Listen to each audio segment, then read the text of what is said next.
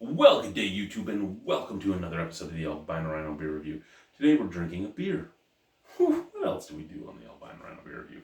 Today's beer is sent to us from the one, the only, the mighty, pantsless French wizard himself, which is why I am just in my boxers, because no pants when you drink a pantsless wizard's beer.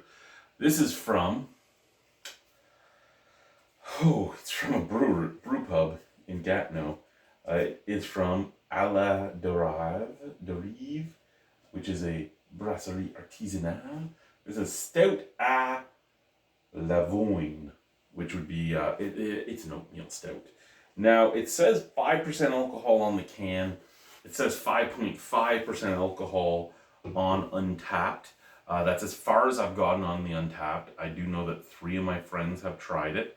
I don't know what they've given it yet. I haven't really looked at that. I just wanted to see... Well, I wanted to set it up so I could tap it in when I'm done. And this is Bégon. Bégon.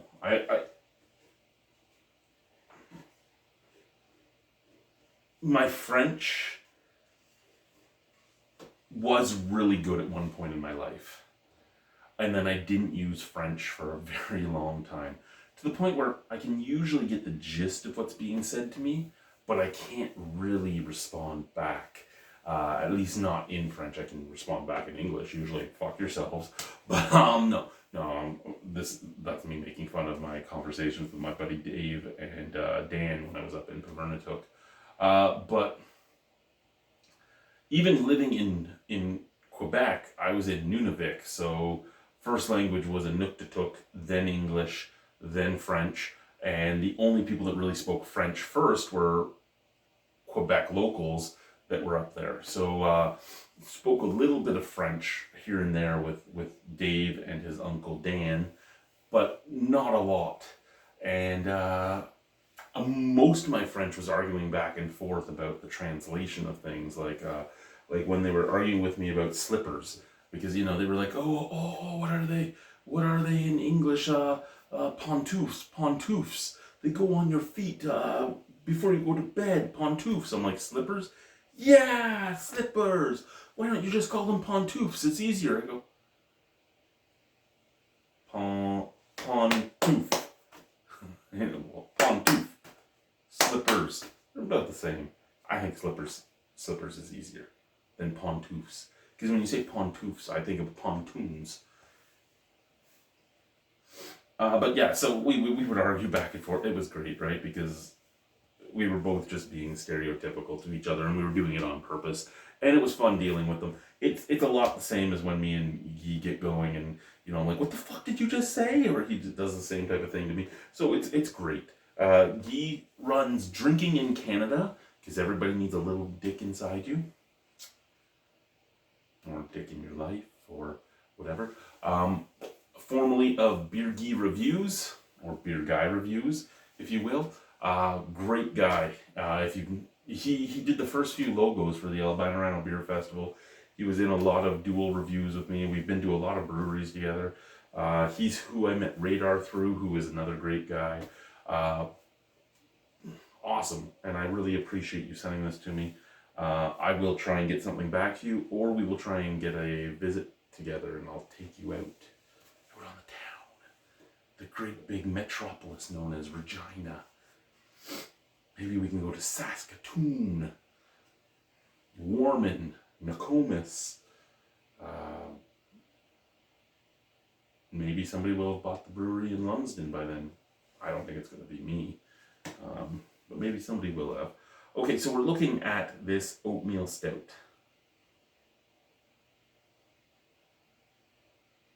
It also says it has Fleur de Melon Blanc, so it has white clover flowers. I don't think I've ever drank or eaten white clover. I don't even know if I've ever seen white clover. Interesting.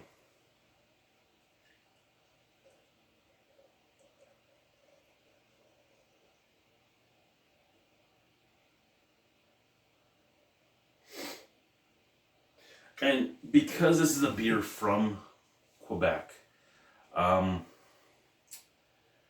I'm sure the one guy that used to try to troll me all the time might come out of the woodwork and be like, "You ignorant piece of shit English guy, we have such great."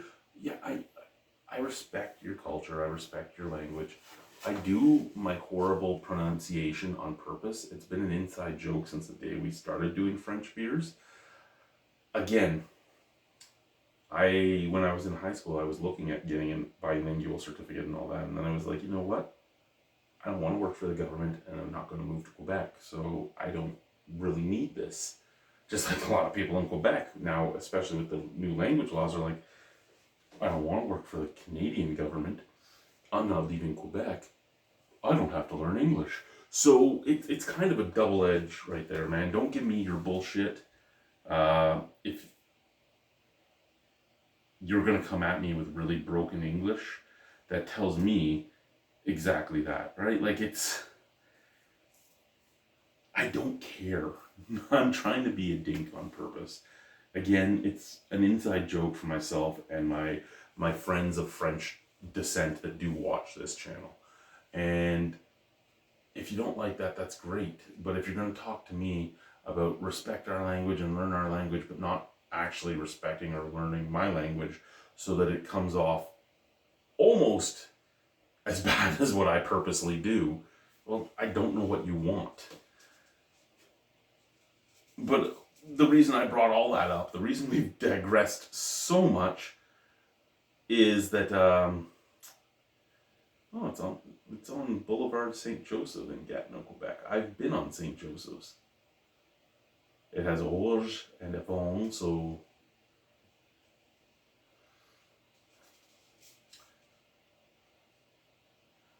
yeah, I don't remember what Bégon means. It's been so long since I've had to talk French.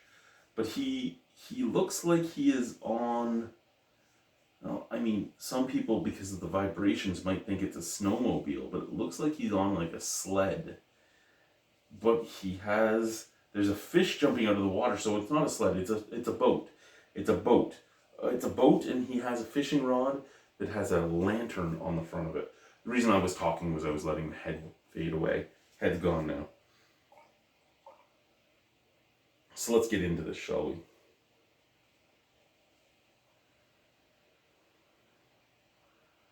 Coffee. Chocolate.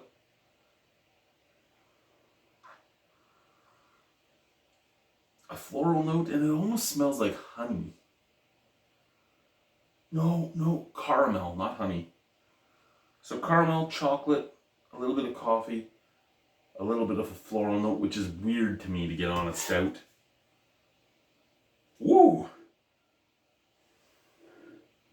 Even weirder is out of the can, because that is floral and licorice out of the can. And when I say licorice for my European viewers, I'm talking about the red candied licorice, not black anise. Fuck black licorice, it's disgusting. Ugh. Cheers.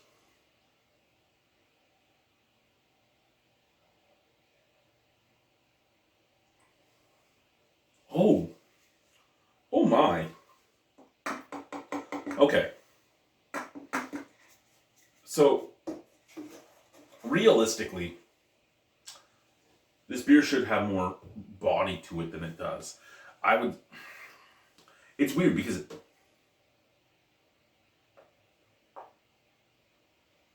you get the sticky lips, but yeah, you get the sticky lips, but on top of the sticky lips, it's only a medium bodied beer. Don't get me wrong, I'm not saying it's not stouty enough like some stouts. It's probably where the mouthfeel should be, except for the fact that it's an oatmeal stout, so I think it should be like 1 or 2 notches up from where it is. That being said, perfectly a-okay with the mouthfeel. It does coat your mouth. It, like I said, leaves the sticky lips. I still have a bit of sticky there.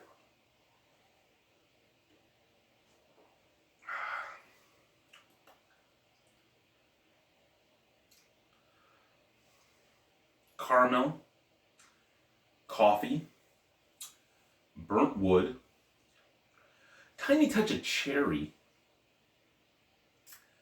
and an interesting floral note that now I'm curious if I actually did smell honey, because it's almost like a honey chamomile tea type of flavor. Could that be the clover? Again, I don't know anything really about white clover flower. I've probably had it sometime in my life in my 42 years, but I don't remember it at all. Maybe I haven't. Maybe I have. I don't fucking know. But it kind of reminds me of chamomile tea with, you know what? Actually, scratch that. It's not chamomile. It's chrysanthemum tea that I'm thinking of here, which I've had at the casino in the high-end room in the Asian restaurant, the noodle bar, as you will, in Salon Privé. Tells you which casino I'm talking about if you guys know your casinos in Ontario.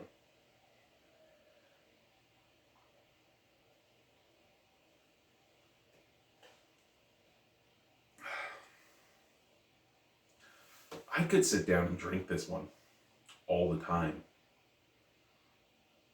Like, I could have glass after glass after glass of this and be okay. This is getting a 9.5 out of 10. I really like this.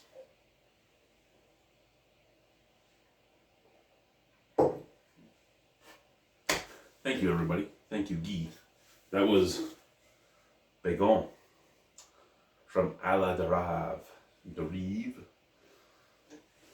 Derive. Derive. Thank you, guys. Bye-bye.